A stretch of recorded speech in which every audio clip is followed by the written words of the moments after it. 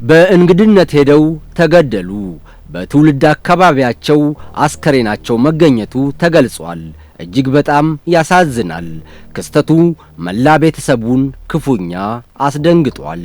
ለመሆኑ ግለሰቡ እንዴትና በማን ሕይወታቸው ሊያልፍ ቻለ? ፖሊስ ስለተፈጠረው ነገር ተናግሯል።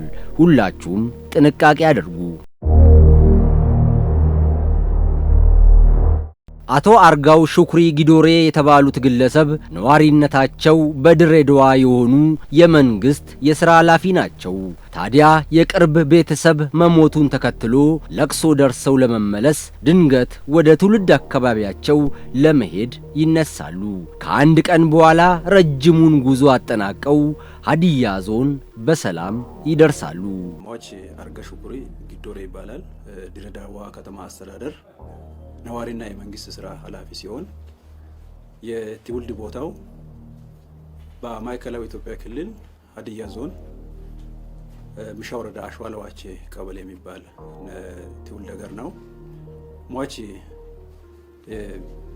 በቤተሰብ ጥየቃ ምክንያት ወላጅ አባቱ እህት ወይም አክስቱ ሞታ ወደ ትውልድ አካባቢ ይመጣል። ወደ ትውልድ ስፍራ ለቅሶ ሊሄድ ችሏል።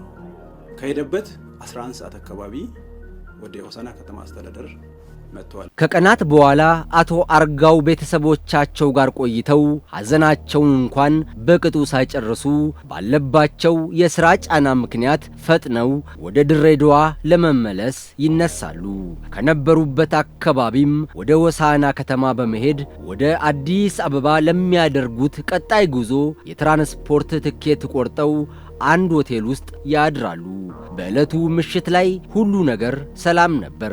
ምንም የተፈጠረ ነገር አልነበረም። ነገር ግን ሌሊት 10 ሰዓት ገደማ አቶ አርጋው ባስ ለመሳፈር ያረፉበትን ሆቴል ለቀው ይወጣሉ። ከደቂቃዎች በኋላ ጥቂት እንደተጓዙም አንድ ያላሰቡት ዱብዳ ገጠማቸው። ሆሳና ከተማ አስተዳደር እድገት ሆቴል በሚባል አልጋ ተከራይተው አድረው ሲነጋጋ ከሌሊቱ 10 ሰዓት እስከ 11 ሰዓት በሚሆን ሰዓት ላይ ከሆሳና ወደ አዲስ አበባ የሚወስደውን ባስ ለመያዝ ሲነሳ ካደረበት አልጋ ወጥቶ ሆሳና ከተማ አስተዳደር ውስጥ የጦ ቀበሌ ልዩ መጠሪያው አሻም ሆቴል ተብሎ በሚጠራበት ስፍራ ከሆሳና ወደ አዲስ አበባ በሚወስደው አስፋልት መንገድ ላይ እየወጣ ባለበት ለጊዜው ማንነታቸው ያልታወቁ ወጣት ልጆች አንገቱን ወግቶ መንገድ ላይ ጥሎ ለራሳቸው ይጠፋሉ። ጠዋት ላይ በአካባቢው የነበሩ የጥበቃ ሰራተኞችና የሞተር ሳይክል አሽከርካሪዎች አንድ መንገድ ዳር የተኛ ሰው ይመለከታሉ። እጅግ በጣም የሚያሳዝን አጋጣሚ ነበር። ሁሉም በመደናገጥ ተጠግተው ሲያረጋግጡ የወደቀው ግለሰብ በሕይወት አልነበረም። ወዲያው የተመለከቱትን ነገር በሙሉ ለሆሳና ከተማ ፖሊስ ያሳውቃሉ። ፖሊስም በፍጥነት አካባቢው ላይ ደርሶ ሁኔታውን በማጣራት የምርመራ ስራውን ይጀምራል። ለመሆኑ ግለሰቡ ማን ነው? እንዴትና በምን ምክንያት እዚህ ቦታ ላይ ሕይወቱ ሊያልፍ ቻለ? ይህ በወቅቱ የሁሉም ጥያቄ ነበር።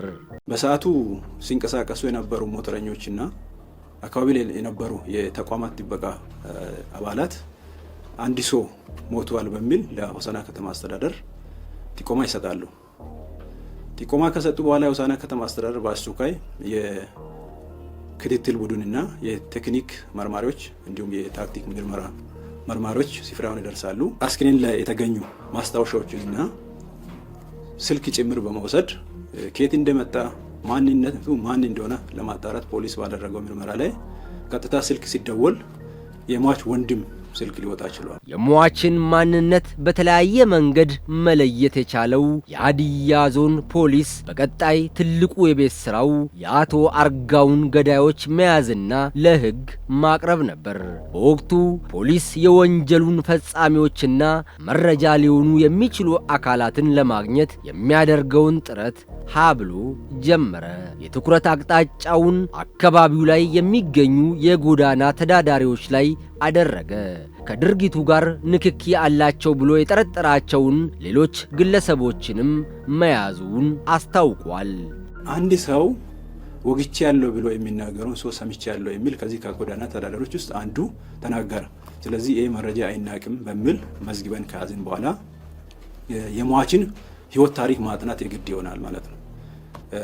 ማዘጋጃ ቤት አካባቢ ኢብን ከተማ አስተዳደር ላይ ድሬዳዋ ከተማ አስተዳደር ላይ ማዘጋጃ ቤት አካባቢ ላይ ስለሚሰራ ምናልባት ከዚህ ከስልጣን ጋር ታይዞ ኃላፊነት ጋር ታይዞ ተከታትሎ የመጡ ሰዎች አሉ የሚል አንዱ የፖሊስ ምርመራ አቅጣጫ ስለነበረ አልጋም ማድሮ ስለነበረ ይሄን ፓርት ጭምር ከህይወት ታሪኩ የት ተወለደ፣ ድሬዳዋ መቼ ሄደ፣ ስራ ቢሮ ላይ ጥል ያለው ከማጋ ነው፣ ከቤተሰቡ ጋር ምን አለ የሚሉን ብዙ አድካሚ ምርመራዎች ከተደረጉ በኋላ አሁንም ከነዚህ ከተያዙ ከጎዳና ተዳዳሪዎች ውስጥ ነው ፍንጭ ያለው።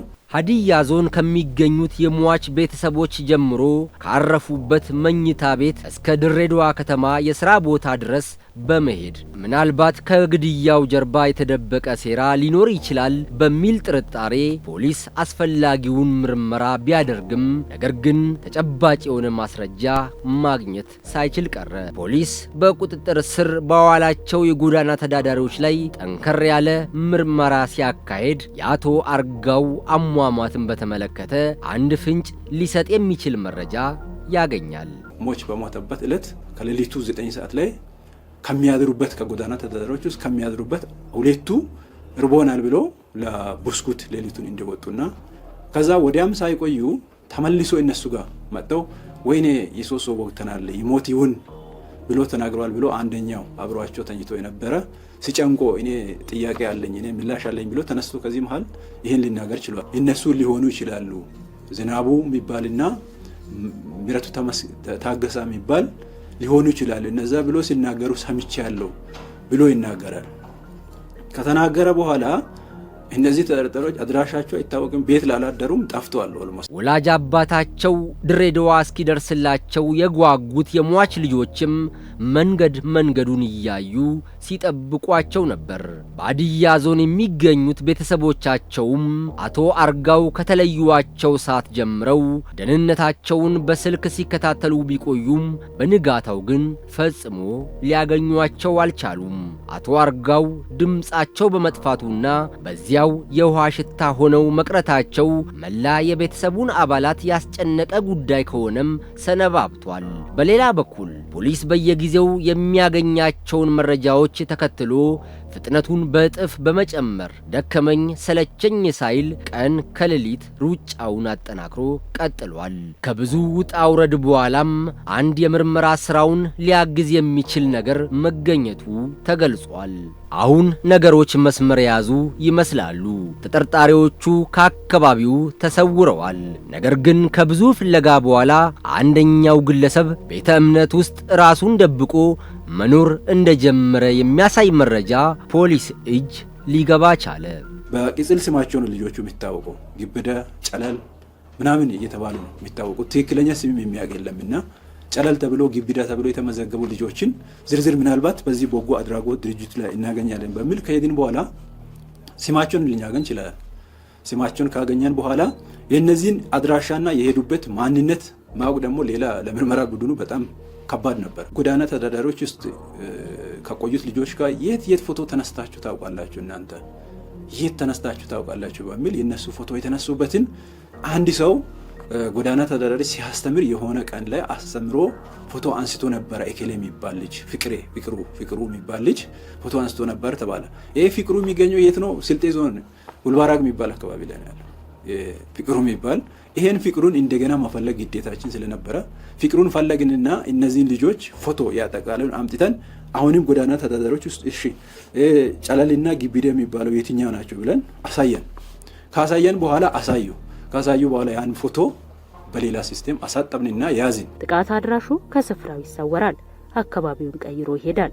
በቤተ እምነት ውስጥ ራሱን ደብቆ ስለመገኘቱ ለፖሊስ መረጃ ይደርሳል። ፖሊስም የምርመራ ቡድኑን በማደራጀት የወንጀለኛውን ዱካ ይከታተላል። በፖሊስ ቁጥጥር ስር ውሎ የፍርድ ውሳኔ ተላልፎበታል ሲል መርማሪ ፖሊስ ገልጿል። አጭሰን በጣም ራሳችን ስለማናውቅ ያደረግነውን አናውቅም አይነት ነገር ስለነበረ ቀጥታ ሲወጉ የነበሩ ማስረጃም ስላልነበረ ሌላ ዘዴ ነው የተጠቀምነው።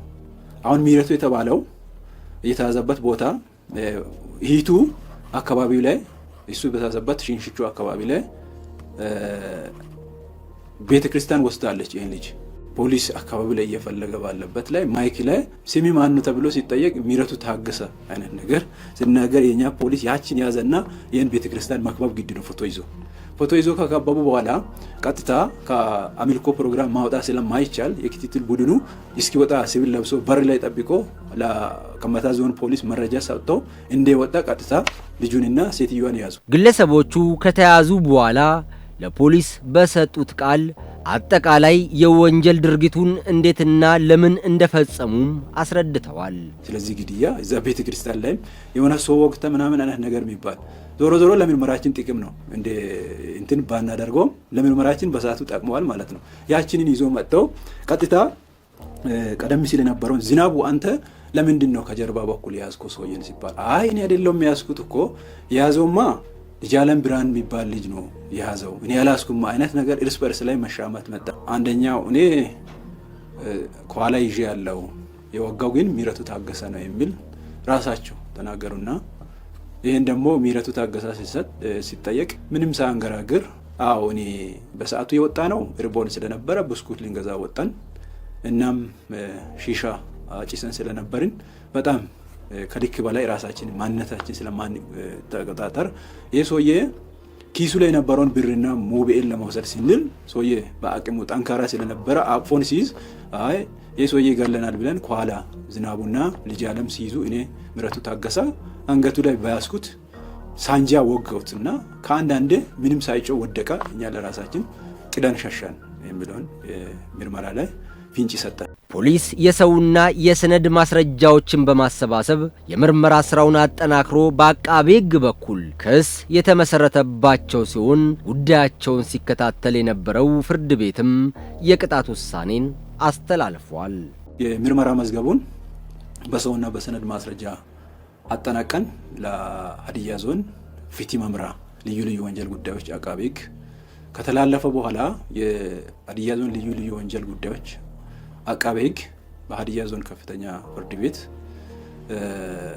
ክስ ከባድ ሰው መግደል በሚል አንቀጽ ላይ ፋይል ከከፈተ በኋላ ክርክር እየተካሄደ ቆይተው አንደኛ ተራ ተከሳሽ ምህረቱ ታገሰ የዕድሜ ልክ ጽኑ እስራትና ሁለተኛና ሶስተኛ ተራ ተከሳሽ ዝናቡ እና ልጅ አለም ብርሃን የተባሉ ተከሳሾች እያንዳንዳቸው 25 ዓመት ጽኑ እስራት ውሳኔ ተፈርዶባቸው በአሁኑ ሰዓት ላይ ሆሳዕና ማረሚያ ተቋም ላይ ይገኛሉ። የተከበራችሁ ተመልካቾቻችን ለዛሬ ወደ እናንተ ያደረስነው መረጃችን ይህን ይመስል ነበር። አብራችሁን ስለነበራችሁ እናመሰግናለን። በቀጣይ በተደጋጋሚ አስፈላጊ የጥንቃቄ መረጃዎች እንዲደርሷችሁ ቻናላችንን ሰብስክራይብ በማድረግ የሚዲያችን ቤተሰብ ይሁኑ። ይህ ዴይ ቱ ዴይ ኢትዮጵያ ነው።